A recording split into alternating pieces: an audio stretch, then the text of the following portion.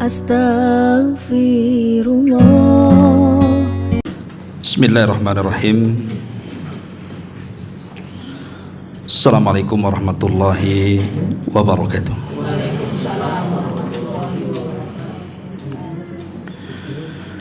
Alhamdulillah wassalatu wassalamu ala rasulillah wa ala alihi wa sahbihi wa mawalah wa la hawla wa la quwata illa billahi wa ba'du. Alhamdulillah, di siang hari ini kita kembali bisa duduk di Saung Sunda Sawargi. Tentu kedatangan ibu bapak sekalian ke tempat ini tidak lain dan bukan insyaallah dalam rangka talabul ilmi. Salawat dan juga salam kita hadiahkan kepada Rasul kita Nabi besar Muhammad sallallahu alaihi wa ala alihi wasallam. Pembahasan di siang hari ini kita akan membahas tentang salah satu daripada rukun ibadah hati. Kita tahu bahwa ibadah hati itu jauh lebih mulia dibandingkan ibadah badan.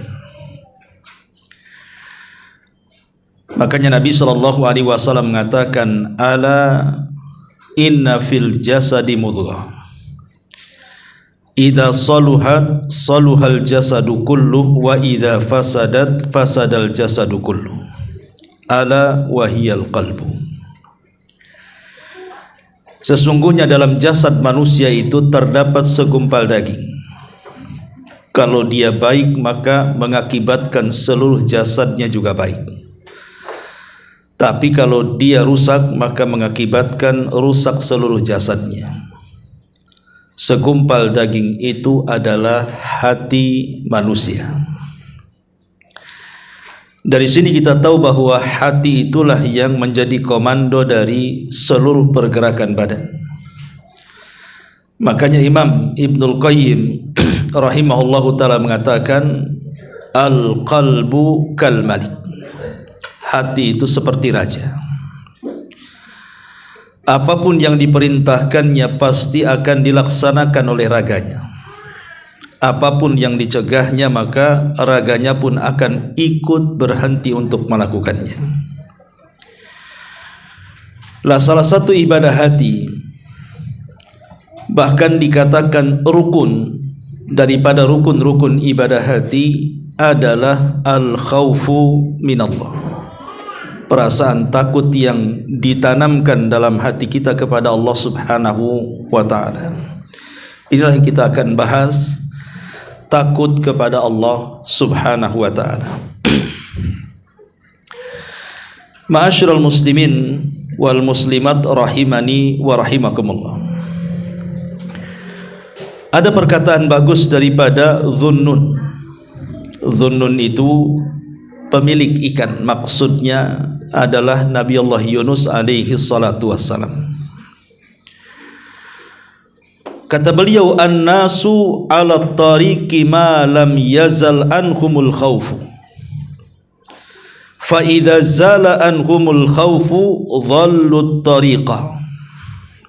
Kata beliau, Nabi Allah Yunus alaihi salatu wassalam mengatakan, manusia itu akan terus berada di jalan yang lurus selama perasaan takut tertanam dalam hatinya. Akan tetapi ketika perasaan takut hilang dalam hatinya, maka dipastikan manusia akan tersesat dari jalannya. Apa yang dimaksud dengan perkataan Nabi Allah Yunus alaihi salatu wassalam ini? Bahwa selama takut itu menghinggapi hati kita, maka kita akan melangkahkan kaki di jalan yang lurus. Tapi kalau sampai takut tercabut dalam hati kita, dipastikan jalan yang kita lalui pasti tersesat. Berkata seorang ulama salaf namanya Hatim al-Asam. Hatim al-asam. Asam itu artinya tuli, tapi bukan berarti dia memang tuli, tidak. Disebut hatim al-asam, hatim yang tuli. Karena apapun ucapan manusia yang tidak baik, atau dia mendengar apapun dari ucapan manusia yang buruk, maka seolah-olah dia tidak mau mendengarnya. Makanya disebut hatim al-asam namanya. Apa yang dikatakan hatim al-asam ini? La taghtar bi makanin salihin fala makana aslah minal jannah walakiya fiha adamu malaki wala taghtar bi kasratil ibadati fa inna iblisa ba'da tulil ibadati lakiya malaki wala taghtar bi kasratil ilmi fa inna bal'am ibna ba'ura lakiya malaki wa kana ya'riful ismal a'zam wala taghtar bi liqa'is salihin wa ru'yatihim fala syakhsa aslah minan nabi sallallahu alaihi wasallam wa lam yantafi bi liqa'ihi a'da'uhul munafiqun. Kata beliau ketika memberikan catatan kepada perkataan Nabi Allah Yunus ibn Matta ini alaihi salam, dia mengatakan jangan merasa tertipu dengan tempat yang sangat indah, karena sesungguhnya tidak ada tempat yang paling indah melebihi sorga. Tetapi tempat seindah sorga menjadikan Nabi Allah Adam alaihi salatu wassalam terusir dari sorga. Kenapa? Karena tidak ada takut dalam hatinya. Ketika Allah subhanahu wa ta'ala mengatakan jangan dekati pohon ini, itu larangan. Tapi Nabi Adam alaihi salatu wassalam ketika itu kehilangan takutnya kepada Allah, akhirnya melanggar larangan. Apa yang terjadi? Maka Nabi Adam pun terlempar dari tempat yang indah. Kemana? Ke tempat yang paling buruk yang ada di dunia ini. Kemudian kata beliau, dan jangan tertipu dengan banyaknya ibadah, karena sesungguhnya iblis itu makhluk yang paling beribadah kepada Allah subhanahu wa ta'ala. Dia hidup dari kalangan jin dan hidup di alam para malaikat, dan setiap hari menghabiskan waktunya untuk ibadah. Tapi satu hari perasaan takut hilang dalam hatinya. Ketika Allah subhanahu wa ta'ala merintahkan iblis untuk sujud kepada Adam alaihi salam, karena perintah Allah, bukan sujud ibadah tapi sujud penghormatan, dia pun menolak dan berani kepada Allah subhanahu wa ta'ala menentang perintahnya. Bahkan dia mengeles dan mengatakan, saya lebih baik dibandingkan Adam, karena kau ciptakan saya dari api sementara kau ciptakan Adam dari tanah. Akhirnya makhluk yang ahli ibadah pun terlempar dari sorga, dikutuk sepanjang masa. Itu akibat rasa takut yang hilang. Kemudian kata Hatim al-Asam, jangan pula kalian tertipu dengan banyaknya ilmu pengetahuan, karena sesungguhnya Bal'am ibn Ba'ura, seorang ahli ibadah dari kalangan Bani Israel yang sangat mengenal nama-nama Allah yang agung, harus mengalami kerugian dunia dan akhiratnya. Kenapa? Karena hilangnya perasaan takut. Ketika Nabi Musa alaihi salatu wassalam membawa Bani Israel dari Mesir menuju tanah perjanjian, kemudian singgah di sebuah bukit namanya Husban. Setelah bukit Husban ini ada kerajaan yang dihuni oleh Jababirah. Disitulah Bal'am hidup. Dan Bal'am ini sebenarnya orang yang sangat alim sekali. Setiap doa-doanya mustajab. Tetapi para pembesar kerajaan itu takut kalau Musa dan Bani Israel yang akan melintas ke negeri mereka akan menjajah mereka. Sehingga orang-orang pun datang kepada Bal'am ibn Ba'ura untuk mencelakakan Nabi Musa dengan doanya. Pada awalnya Bal'am tidak mau. Kenapa? Dia tahu siapa yang dihadapi, seorang nabi. Tapi karena hilang rasa takutnya, dia pun terperdaya dengan harta dan kekayaan serta jabatan yang ditawarkan. Akhirnya dia pun melepas kealimannya. Dia pun siap berdoa keburukan kepada Musa dan Bani Israel, tapi lisannya kepeleset dan tidak sanggup mendoakan. Akhirnya dikutuk Allah menjadi orang yang paling rugi dunia dia dan akhirat dia. Di dunia tidak mendapatkan kebahagiaan dan di akhirat tidak masuk surga. Dia melepas ilmu pengetahuannya melawan nabinya karena hilangnya rasa takut dalam hatinya. Kemudian kata Hatim Al-Asam, dan jangan tertipu dengan perkawanan orang-orang saleh. Karena sesungguhnya orang yang paling saleh itu adalah Nabi SAW. Tidak ada manusia yang lebih saleh melebihi Nabi SAW. Tapi lihat Ubay ibn Salul, Abdullah ibn Ubay ibn Salul, seorang tokoh munafik, dan teman-temannya. Secara lahiriah mereka adalah sahabat Nabi, karena mereka bersyahadat di hadapan Nabi, solat di belakang Nabi, berjihad bersama Nabi, infak kepada Nabi. Tetapi hatinya tidak memiliki perasaan takut. Dia mengkhianati Nabi SAW dengan hanya menampakkan keislaman dan menyembunyikan kekufuran. Makanya Allah turunkan ayat kepada Abdullah ibn Ubay ibn Salul, innal munafiqina fi darkil asfali minan nar. Sesungguhnya orang-orang munafik itu akan diletakkan di neraka yang paling dalam tingkatan neraka. Dari perkataan Hatim Al-Asam ini dan sebelumnya perkataan Yunus ibn Matta, di mana Nabi Allah Yunus mengatakan siapapun yang menanamkan ketakutan maka dia akan berjalan lurus, tapi siapapun yang mencabut rasa takut pasti dia akan tersesat, seperti tersesatnya Nabi Adam ketika memakan buah larangan, terlempar dari sorga. Seperti tersesatnya iblis yang harusnya dia menjadi ahli ibadah bersama para malaikat, akhirnya dikutuk sampai kiamat dibangkitkan. Seperti tersesatnya Bal'am ibn Ba'ura yang harusnya ilmunya bermanfaat justru malah berbalik kepada dirinya. Seperti orang-orang munafik yang tersesat yang harusnya menjadi orang-orang yang muliakan di samping Rasul selamanya, tapi justru menjadi para penghuni neraka yang paling dalam tingkatan neraka. Itu semua kenapa? Karena rasa takut yang hilang. Dari sini kita tahu bahwa takut itu penting ditanam. Minimalnya kata para ulama, ada 3 manfaat orang yang menanamkan perasaan takut itu. Pertama, dia akan terjaga dari perbuatan zina. Ketika Nabi SAW menyebutkan tentang 7 kelompok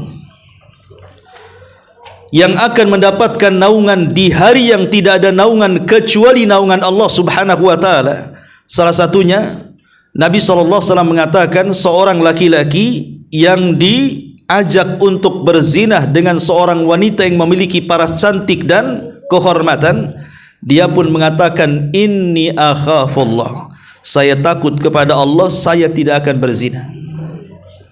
Maka laki-laki ini mendapatkan naungan di hari yang tidak ada naungan kecuali naungan Allah Subhanahu wa taala. Dan ini juga disyaratkan kepada kisah siapa? Nabi Yusuf. Nabi Yusuf alaihi salatu wassalam. Saat Nabi Yusuf alaihi salatu wassalam digoda oleh seorang wanita yang sangat cantik, yang sangat terhormat, Zulaiha. Kita tahu bahwa Nabi Yusuf itu anak muda. Anak muda itu syahwatnya lagi tinggi. Yang kedua, dia seorang musafir. Kalaupun dia bermaksiat, orang kampungnya tidak tahu. Yang ketiga, yang mengajak berzinah bukan dia, tapi wanitanya. Yang keempat, dia berada di satu ruangan yang tidak ada seorang pun di dalamnya. Yang kelima, semua pintu, jendela terkunci rapat. Siapa laki-laki yang tahan diajak berzina sementara wanita di hadapannya wanita cantik dan terhormat, dan dia yang mengajaknya? Tapi karena perasaan takut yang tertanam kepada Nabi Yusuf alaihi salatu wassalam, Allah selamatkan dari perzinahan ini. Ini yang pertama. Yang kedua, bahwa orang yang menanamkan perasaan takut kepada Allah Azza wa Jalla minimalnya akan terhindar dari banyak maksiat yang merugikan orang, seperti mencuri, atau di zaman sekarang seperti korupsi, sogok menyogok, dan yang semacamnya. Karena orang yang takut kepada Allah Subhanahu wa taala secara otomatis dia merasa diawasi. Jadi sifat muraqabah itu sudah tertanam bagi orang yang merasa takut. Tapi orang yang tidak punya takut, tidak ada muraqabah dalam hatinya. Hanya orang yang takutlah yang menanamkan sifat muraqabah, merasa diawasi oleh Allah Subhanahu wa taala. Sekalipun manusia tidak melihat dia mengambil uang, tapi dia yakin di sana ada Tuhan yang melihatnya, sehingga dia tidak mungkin melakukan kemaksiatan-kemaksiatan yang tersembunyi yang merugikan orang lain. Kemudian yang ketiga, perasaan takut ini minimalnya menghindarkan kita dari menzalimi orang lain.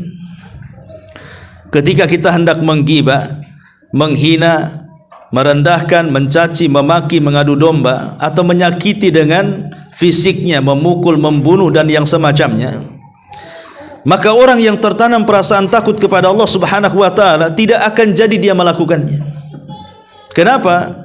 Karena dia tahu di sana ada zat yang akan membalasnya. Ya, hari ini saya menang dalam kezaliman, satu hari Allah akan membalas kezaliman saya. Jadi 3 poin inilah yang menjadikan kenapa perasaan takut yang tertanam dalam hati itu akan melahirkan manusia-manusia baik, manusia-manusia yang disiplin, manusia-manusia yang bertanggung jawab, manusia-manusia yang amanah, jujur, dan begitu seterusnya. Itulah kenapa kemudian perasaan takut ini tidak boleh hilang pada diri kita, karena itu satu di antara rukun ibadah hati yang menentukan baik buruknya kita. Ma'asyiral muslimin wal muslimat rahimani wa rahimakumullah. Baik, kita akan menjelaskan tentang fadilahnya dulu. Kenapa kita tidak boleh menghilangkan perasaan takut kepada Allah dalam hati kita? Pertama, annal khawfa syartun syarratahu Allahu lil iman.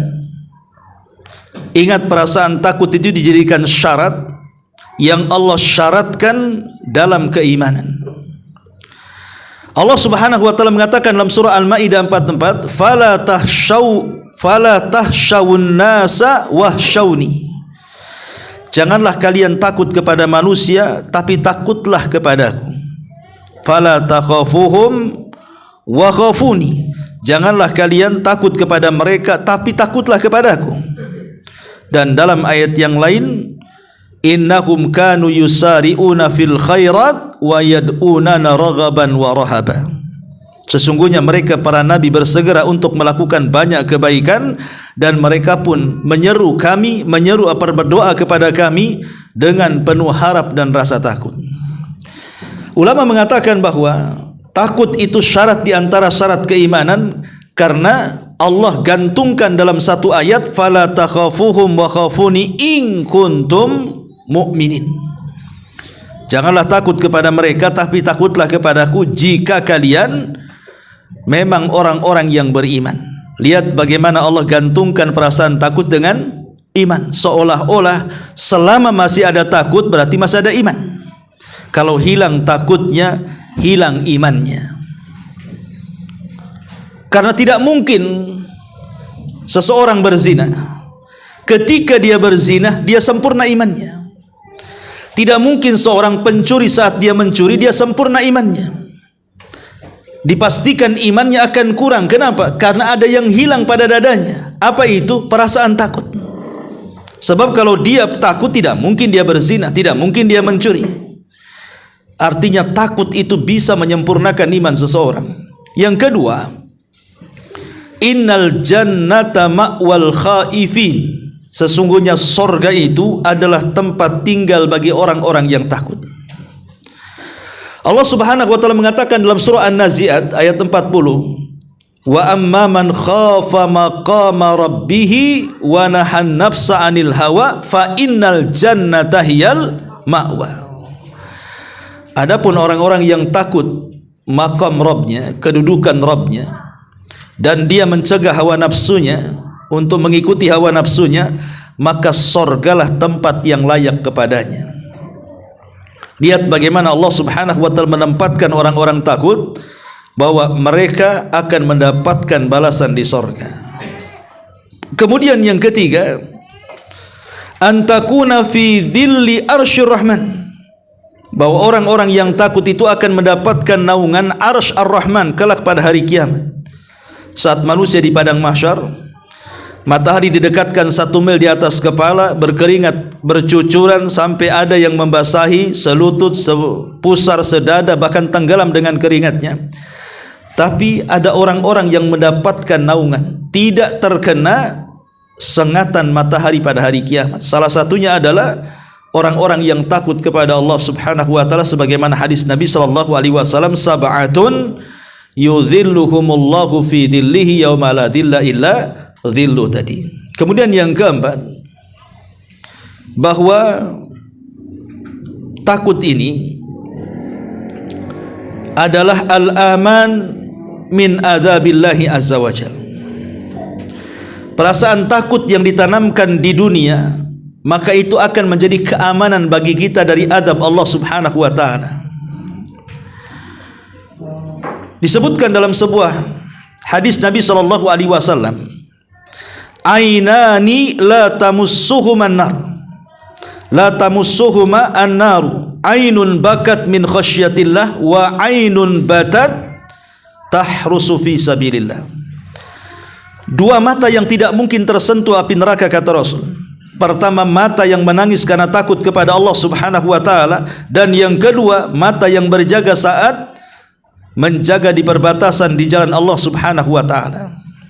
Lihat bagaimana Rasul mengatakan ainun bakat min khasyatillah, mata yang menangis karena takut kepada Allah Subhanahu wa ta'ala, maka akan mendapatkan keamanan. Karena kata Nabi, tidak mungkin seseorang itu menggabungkan dua keamanan sekaligus atau dua takut sekaligus. Maksudnya aman di dunia, aman di akhirat, takut di dunia, takut di akhirat. Tidak mungkin. Tetapi siapa yang merasa aman di dunia, dia orang yang paling takut di akhirat. Dan siapa yang paling takut di dunia, dia pula yang paling aman di akhirat. Jadi orang yang paling takut di dunia, maka dia paling aman di akhirat. Siapa yang paling aman di dunia, dia paling takut di akhirat. Begitu kaidahnya. Orang kalau di dunia dia merasa takut, takut dengan azab Allah Subhanahu wa ta'ala, takut dengan bencana dan bala Allah, takut kalau seandainya amalannya tidak diterima, takut kalau seandainya ibadahnya tidak sempurna, tentu dia akan menyempurnakan segalanya. Dia tidak mungkin melakukan kemaksiatan kepada Allah Azza wa Jalla, sehingga di akhirat dia orang yang paling aman. Tapi kalau di dunia dia merasa aman dari makar Allah, merasa aman dari azab Allah, merasa aman dari ibadah Allah, sehingga dia pun ibadahnya asal-asalan, maksiatnya pun merajalela, maka di akhirat dia orang yang paling takut kepada Allah Azza wa Jalla. Itulah yang kemudian kenapa perasaan takut itu akan melahirkan keamanan dari azab Allah Subhanahu wa ta'ala. Kemudian juga perasaan takut ini akan banyak membuahkan hasil, memperbanyak amal saleh dan menjauhi kemaksiatan kepada Allah Subhanahu wa ta'ala. Jadi akan membangkitkan ketaatan dan akan mudah menjauhkan dari kemaksiatan. Itu dipastikan. Kalau sudah takut tertanam, pasti akan rajin ibadah dan pasti akan meninggalkan kemaksiatan kepada Allah Subhanahu wa ta'ala. Ma'asyiral muslimin wal muslimat rahimani wa rahimakumullah. Lalu takut yang seperti apa? Dan takut kepada apa?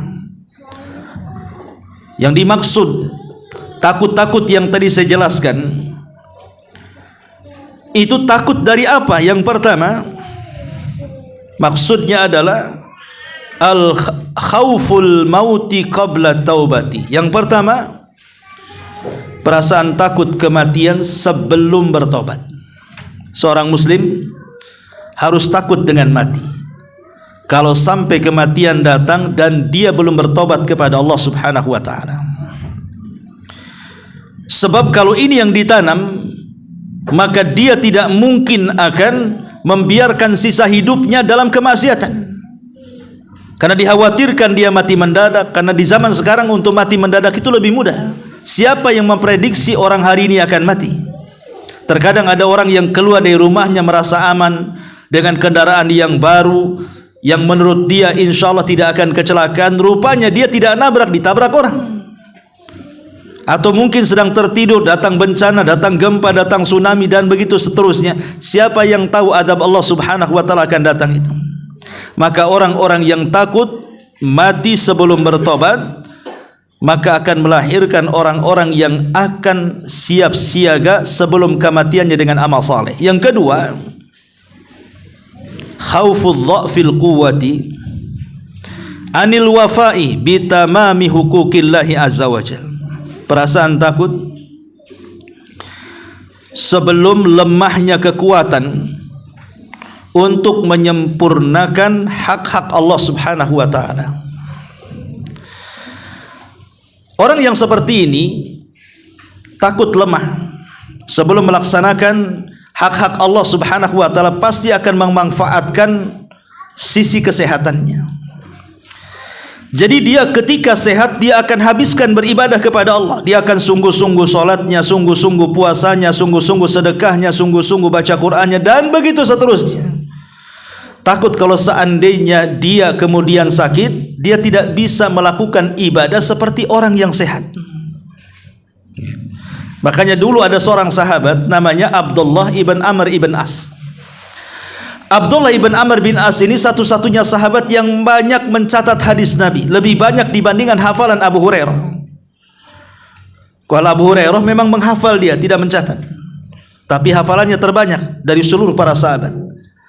Tetapi Abdullah ibn Amr ibn As ini tidak banyak hafalan, tapi banyak catatan. Dan dialah orang yang pertama mencatat hadis Nabi SAW di zaman Nabi SAW. Lah salah satu keunggulan Abdullah ibn Amr ibn As itu, dia orang yang paling rajin salat malam, dia orang yang paling rajin puasa sunnah, dia orang yang paling rajin baca Quran. Jadi setiap malam dia salat, setiap hari dia puasa mutlak, dan setiap hari dia pun menghatamkan Al-Quranul Karim.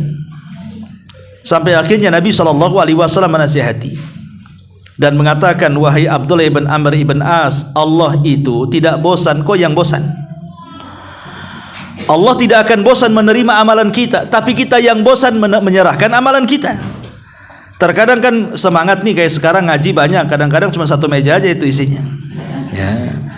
Orang itu kan kadang ada bosannya kan, kadang ada semangatnya, itulah manusia. Tapi Allah tidak bosan menerima amalan kita, kita yang akan bosan. Maka Nabi SAW mengatakan, sebaiknya kau jangan puasa setiap hari, puasa mutlak maksudnya. Puasalah seperti puasa Daud, satu hari puasa, satu hari tidak. Atau puasalah dalam sepekan 2 kali, Senin dan Kamis. Atau puasalah sebulan 3 hari puasa Ayyamul Bid, biar engkau bisa istiqomah. Tapi dia memilih puasa Daud. Kemudian kata Nabi SAW, salat malam. Sebaiknya kau kadang salat malam, kadang tidak. Jangan kau habiskan salat malam terus. Nanti ada waktu engkau akan ringkih badanmu dan kau tidak bisa melaksanakannya. Dan jadikanlah Quran itu khatamkan sebulan sekali, atau paling tidak sepekan sekali, atau paling tidak jangan menghatamkan Al-Quran kurang dari 3 hari, karena engkau tidak akan memahaminya. Tapi dia milih yang ketat. Abdullah ibn Amr ibn As milih yang ketat. Dia sholat malam terus, dia puasa Daud terus, dia minimalnya 3 hari sekali menghatamkan Quran. Setelah waktu berjalan, dia pun sudah tua, sudah sepuh. Dia tidak sanggup lagi seperti waktu muda. Dia sudah tidak tahan salat lagi, sudah tidak tahan puasa lagi, sudah tidak tahan baca Quran lagi. Dengan ketat mulai melonggar. Dari situ dia menyesal. Kenapa aku dulu tidak menerima nasihat Nabi untuk mengambil yang ringan supaya saya bisa istiqomah sampai tua? Bukankah Nabi yang mengatakan bahwa khairul a'mal adwamuha wa in qalla, sebaik-baik amal itu yang istiqomah walaupun sedikit, daripada berat kemudian rajinnya seminggu, liburnya sebulan. Ya. Kan kalau memborong ibadah itu, ibadah akan mengalahkan kita. Makanya Rasul mengatakan, waman yushaddadin illa ghalabah. Siapapun yang memborong agama, pasti agama akan mengalahkannya. Coba saja ibu-ibu kalau seandainya 1 minggu digas, ya, sholat malamnya setiap malam, puasanya setiap hari, sedekahnya terus-terusan, kemudian semua ibadah diborong, sampai kapan sanggupnya? Mungkin seminggu ibadah, 3 minggu pray, kan begitu, karena kelelahan. Makanya Rasul mengatakan kepada Abdullah ibn Amr ibn As itu, sebaik-baik amal itu yang istiqomah walaupun ringan, daripada berat tidak istiqomah. Jadi dia menyesal setelah tuanya. Makanya yang kedua adalah takut lemah sebelum melaksanakan kewajiban-kewajiban Allah Subhanahu wa taala, sehingga memanfaatkan waktu sehat sebagai waktu untuk beribadah. Ketika sakit dia merasakan buahnya. Bukankah Rasul yang mengatakan kalau seandainya saat dia sehat dia sholat malam terus, kemudian saat sakit dia tidak bisa melaksanakan sholat malam, tapi keinginan sholat malamnya ada, maka Rasul mengatakan dia mendapatkan pahala sholat malam walaupun tidak sholat, ya, karena ketika sehatnya dia memanfaatkan untuk sholat. Dan begitu seterusnya. Ini yang kedua. Kemudian yang ketiga, khaufu zawali riqqatil qalbi wa tubaddiluha bil qasawati. Takut hilangnya hati yang lembut dan akan digantikan dengan kerasnya hati.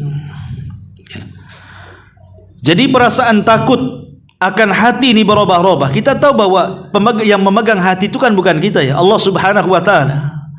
Makanya kenapa Nabi SAW di setiap salatnya selalu membaca doa, ya muqallibal qulub tsabbit qalbi ala ta'atik. Wahai zat yang membolak-balikan hati, tetapkan hatiku di atas ketaatan kepadamu. Sampai Ummu Salamah mengatakan, Rasul, kenapa kau selalu membaca doa itu dalam salatmu?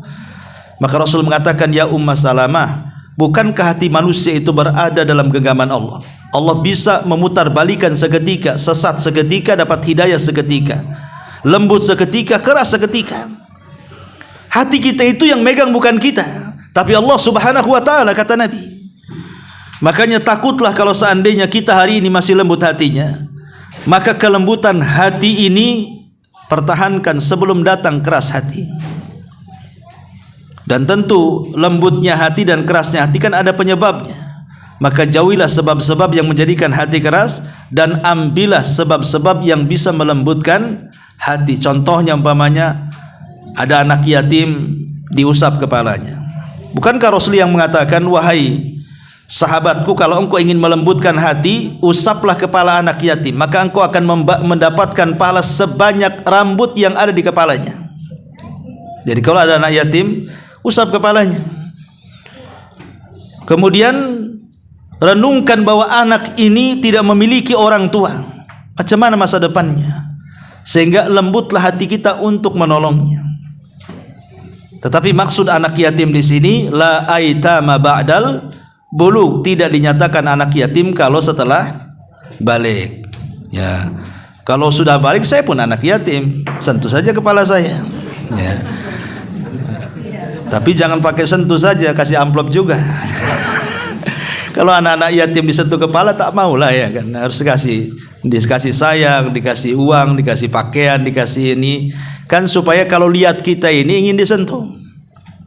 Kalau datang main sentuh saja takutlah dia nengok kita, ya. Jadi ini juga ambil sebab-sebab yang bisa melembutkan hati. Takut kalau seandainya satu hari hati kita keras, karena kerasnya hati itu bisa menutup hidayah.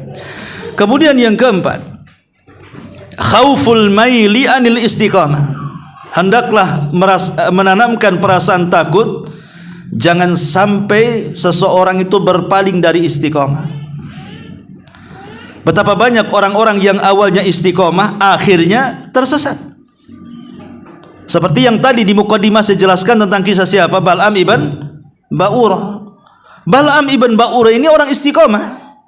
Bayangkan dia menguasai nama-nama Allah yang agung, di mana kata Nabi SAW, siapapun yang berdoa kepada Allah dengan bertepatan nama-nama Allah yang agung yang dibacanya, dipastikan dia mustajab. Lah Bal'am ibn Ba'urah itu tidak pernah meleset doanya, karena dia menguasai nama-nama Allah yang agung yang diajarkan Musa kepadanya. tetapi hanya karena harta dan dunia dia pun hilang keistiqomahannya, sehingga Al-Quran membahasakan fansalakha minha. Insalah itu seperti ular yang mengganti baju, itu bahasa Arabnya. Jadi Bal'am itu seperti ular yang ganti baju, ditanggalkan baju keulamaannya, dipakaikan baju kehinaannya, ditanggalkan baju ibadahnya, kemudian dipakaikan baju kehinaannya. Na'udzubillah. Itu Bal'am ibn Ba'urah itu. Makanya kita harus takut, jangan-jangan kemudian kita sudah istiqomah, sudah hijrah ini akhirnya sesat kembali. Jadi supaya kita tetap istiqomah, tetap tanamkan perasaan takut. Jangan sampai kemudian awalnya saja semangat hijrah, akhirnya dia pula yang paling kencang lari dari hijrah. Ya. Kemudian yang kelima, ya, khauful istighal anillahi bighairillah. Tanamkan perasaan takut. Jangan sampai seseorang itu disibukkan dari Allah kepada selain Allah subhanahu wa ta'ala. Disibukkan dengan dunia, disibukkan dengan keluarga, disibukkan dengan pekerjaannya, disibukkan dengan kenikmatan dan gelapnya dunia, dan begitu seterusnya, supaya kita tidak mudah tersesat dan tidak masuk dalam kegelapan. Kemudian khauful istidraj bi kathratin ni'ami.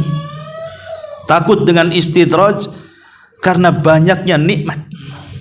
Jadi kalau seandainya kita ini sehat, nggak pernah sakit, padahal nggak pernah sholat, harus takut. Kenapa ini? Kenapa saya tak sholat tetapi kok harta saya banyak, bisnis saya lancar-lancar saja, nggak punya hutang, nggak pernah punya masalah, ya. Kenapa usia panjang? Saya sudah usia 7 tahun padahal nggak sholat, nggak apa-apa, tapi kok diberikan usia panjang, diberikan kesehatan, tidak disentuh dengan penyakit. Jadi kalau sampai kemudian Allah subhanahu wa ta'ala berikan nikmat kepada kita padahal kita tidak pernah melakukan ibadah, hendaklah takut, jangan-jangan ini istidraj. Ya, istidraj itu Allah berikan usia panjang, Allah berikan kekuatan, Allah berikan kesehatan, Allah berikan rizki melimpah, tapi di sisi lain dia orang yang paling maksiat kepada Allah azza wa jalla.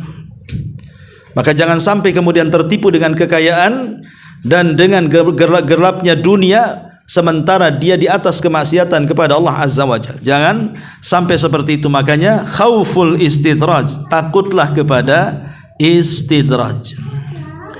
Kemudian yang selanjutnya khauful ightirari bi zuhrufatid dunya. Takut tertipu dengan indahnya kehidupan dunia. Karena berapa banyak orang-orang yang tadinya istiqomah kemudian berpaling gara-gara urusan dunia, kan. Lihat di Batam ini banyak orang yang murtad dari Islam hanya gara-gara faktor ekonomi, kan. Hanya gara-gara perkawinan, mungkin dapat suami orang Singapura, dapat suami orang Australia, orang Inggris, orang-orang bule sana, rela pindah agama hanya gara-gara faktor rumah tangga. Dapatkan rumah yang bagus, uang banyak, kendaraan mewah, tanah luas, kan gitu ya. Tapi dia menanggalkan agamanya, naudzubillah. Seolah-olah apa? Agama lebih rendah daripada dunia. Ini orang-orang yang tertipu seperti ini. Ya, jadi jangan sampai tertipu dengan dunia. Kemudian khauful khatmi lahu indal mauti bi khatimati su'i. Takut dengan akhir daripada kematian. Jangan-jangan kematian kita su'ul khatimah. Makanya para ulama kenapa sangat menganjurkan sebelum tidur itu supaya kita banyak melakukan doa dan zikir, minimalnya berwudu, ya. Supaya kalau seandainya Allah subhanahu wa ta'ala tidak bangunkan kita di pagi hari, maka kita mati dalam posisi husnul khatimah. Dan kalaupun masih diberikan nafas, kita dihidupkan dalam posisi baik kehidupannya. Karena ulama mengatakan sebenarnya seseorang yang tertidur dan tidak pernah bangkit kembali, apakah dia mati su'ul khatimah atau mati husnul khatimah, itu gampang sekali sebenarnya menilainya. Bagaimana caranya? Lihat amal sebelum tidurnya. Jadi kalau amal sebelum tidurnya, sebelum komanya, kalau di rumah sakit koma gitu ya, lihat amalannya sebelum komanya, sebelum tidurnya itu. Apakah memang dia komanya itu sebelum tidurnya, umpamanya dia sebelum koma dia sedang sholat, kemudian tiba-tiba pingsan, masuk rumah sakit koma, kemudian tidak tertolong lagi, dia meninggal, insya Allah husnul khatimah. Kenapa? Karena sebelum komanya dia sedang sholat. Ya. Sebelum komanya dia sedang sedekah, sebelum komanya dia sedang berpuasa, sebelum komanya dia sedang membaca Quran dan begitu seterusnya. Tapi kalau sebelum komanya dia sedang dugem, ya, sedang main biliar, sedang mabuk, sedang berzina, kemudian dia tumbang, kemudian sakit, kemudian masuk rumah sakit, kemudian koma, kemudian mati, su'ul khatimah itu. Jadi lihat sebelum tidur dan komanya itu menentukan setelahnya. Ya. Jadi ini juga yang harus dipahami, khauful khatmi lahu indal mauti bi khatimati su'i. Kemudian juga al khaufu min sakaratil mauti wa syiddati. Hendaklah kita menanamkan perasaan takut saat sakaratul maut dan kengeriannya, karena setiap manusia pasti akan mengalami sakaratul maut dan akan mengalami rasa sakit dalam sakaratnya.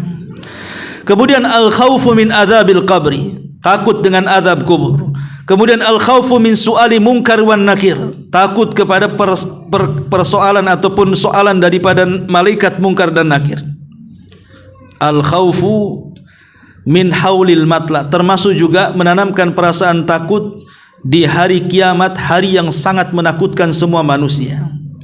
Kemudian juga min haibatil mauqif baina yadayillah, tanamkan perasaan takut kalau seandainya kita kelak dihadapkan di hadapan Allah Subhanahu wa taala, kira-kira apa yang harus kita katakan di hadapan Allah Subhanahu wa taala. Kemudian juga takut minas sirati wa hiddati, takut bagaimana nanti kalau kita menyeberangi titian, bisakah kita menyeberanginya atau tidak. Terutama juga yang harus tanamkanlah al khaufu minan nar, takut dari api neraka. Apakah kita akan memasukinya atau justru kita tidak pernah melintasinya. Lah, perasaan-perasaan takut seperti ini harus tetap tertanam supaya menghasilkan buah yang tadi saya katakan. Tapi ingat bahwa takut sendiri itu ada dua macam. Ada yang disebut dengan takut tabiat. Takut tabiat itu takut yang memang perkara-perkara mubah. Saya takut kepada Anda karena Anda kuat. Takut kepada preman karena takut menjahati kita. Takut kepada setan gitu ya. Kalau lewat di kuburan gitu merasa takut, wajar. Akhirnya yang tadinya ya kecepatannya 60 jadi 120. Ya. Karena takut, ya kan. Takut seperti ini mubah, tidak ada masalah. Takut umpamanya di rumah gelap, sudah gelap, hujan deras, anjing tetangga menggonggong gitu ya, takut gitu ya, nggak ada masalah takut sama setan. Itu takut tabiat namanya, ya. Karena setanlah musuh daripada musuh-musuh kita yang nyata. Wajar yang namanya takut pada musuh, ya wajar gitu ya. Tapi yang tidak wajar itu adalah kalau perasaan takut ini kemudian kita melakukan hal-hal yang menjerus kepada yang diharamkan atau sampai kepada taraf kesyirikan, itu yang tidak boleh. Pokoknya karena takut di rumah ada ini ada itu, datangkan dukun. Takutnya tidak masalah, datangkan dukunnya yang masalah. Itu maksudnya. Ya. Jadi ini takut tabiat, takut sama sama macan, sama ular, sama binatang-binatang buas, itu wajar, itu namanya takut tabiat. Tapi di sana ada yang disebut dengan khaufus sir namanya. Takut yang tersembunyi. Ini yang bahaya, yang terkadang bisa menjerumuskan kita kepada yang diharamkan, bahkan sampai ke tingkat kesyirikan. Umpamanya kita melintasi pohon yang sangat angker. Kalau zaman jahiliyah dahulu, kalau mereka melintasi pohon yang mereka anggap angker, mereka akan berdiri sesaat, kemudian akan meminta izin lewat, ya, dan mengatakan, wahai penghuni pohon, wahai penghuni lembah, wahai penghuni ini, penghuni itu, jangan ganggu ya, saya mau lewat. Ya. Makanya kemudian ada tradisi seperti ini oleh Nabi dibatalkan. Kata Nabi SAW, idza nazala manzilan falyaqul a'udzu bikalimatillahi tammati min syarri ma khalaq. Apabila engkau singgah di sebuah tempat, entah pohon, entah mungkin lembah, entah gunung, entah apa, entah kawah gitu ya, yang kalau kita lewat takut, kata Nabi SAW, katakan a'udzu bikalimatillahi tammati min syarri ma khalaq. Maka sampai dia pindah dari tempat itu tidak ada yang memudaratkan dia sedikit pun. Rasul ubah tradisinya, ya. Harusnya seperti itu yang kita lakukan. Kalau kita lewat di satu tempat, entah kuburan, entah tempat sepi, entah tempat gelap, entah gedung yang sudah hancur atau rumah yang tidak pernah ditempati, atau mungkin rumah-rumah tua, kemudian kita lewat di situ, sebenarnya ajaran Rasul sudah lengkap, cukup dibaca a'udzu bikalimatillahi tammati min syarri ma khalaq, selesai sebenarnya. Nah, tapi masih ada juga sampai zaman sekarang yang main permisi-permisi kan, permisi mbah katanya, permisi penunggu ini penunggu itu, kalau naik motor diklakson tut gitu ya, padahal nggak perlu juga kan gitu. Islam sudah mengganti dengan yang lebih baik. Kalaupun tidak hafal karena kepanjangan, cukup baca basmalah saja. Bukankah Rasul yang mengatakan kalau seandainya ada perasaan takut kepada sesuatu, pertama kata Rasul baca basmalah, yang kedua jangan pedulikan. Jadi baca basmalah dan jangan pedulikan. Pamannya ibu-ibu nih lagi di rumah mau kencing, tahu-tahu padam pula listrik, tak ada lilin, HP pula lobet kan ya. Akhirnya meraba-raba ke kamar mandi, ketakutan. Di dapur nih rasa-rasanya ada apa-apa, padahal nggak ada apa-apa sebenarnya kan. Karena biasanya jin itu akan menggunakan bermacam-macam media untuk menakuti kita. Terkadang dia masuk ke bayangan, nampak ada bayangan padahal gorden kena angin ya. Kemudian masuk ke suara gitu ya, padahal kucing kena kaleng kongguan atau apalah, pokoknya mereka akan berusaha untuk menakut-nakuti kita lewat suara, lewat bayangan, lewat angin, lewat apa. Memang itu tugas mereka, menakut-nakuti kita. Tapi Nabi mengatakan kalau memang takut, kata Nabi baca basmalah dan jangan kau pedulikan. Kul bismillah wala tubali, kata Rasul. Ucapkan bismillah, jangan pedulikan. Jangan pedulikan. Jadi kalau ke dapur takut ibu ya, baca bismillah saja, ambil minum, cepat, jangan pedulikan, masuk. Jangan kemudian diintip. Itu namanya mempedulikan tuh. Ada apa ini suara ini? Ada apa ini? Ada apa ini? Apalagi sampai ngomong, "Hei, siapa di luar, saya di dalam." Nah, ini kan ini namanya mempedulikan. Nggak usah dipedulikan, makin takut itu nanti. Yang tadinya takutnya sedikit jadi takut banyak tuh. Kok makin keras nih suaranya? Ya, makin menggigil jadinya. Jadi hal-hal yang seperti ini perasaan takut sir namanya, tidak boleh. Ya, perasaan takut sir tidak boleh seperti ini, karena ini bisa masuk kepada perangkap setan, bisa masuk kepada kesyirikan. Maka ada takut tabiat, ada takut sir, dan yang terakhir tentu takut ibadah yang kita sudah dijelaskan tadi dari awal sampai akhir. Itulah yang kita bahas di siang hari ini. Wallahu alam, sampai di sini. Mudah-mudahan ada manfaatnya. Sebelum saya tutup, kalau ada yang bertanya silahkan.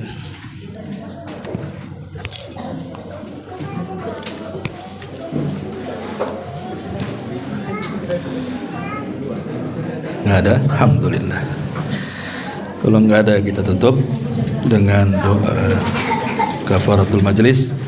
Subhanakallahumma bihamdika asyhadu an la ilaha illa anta astaghfiruka wa atubu ilaik. Allahu taala alam. Assalamualaikum warahmatullahi wabarakatuh.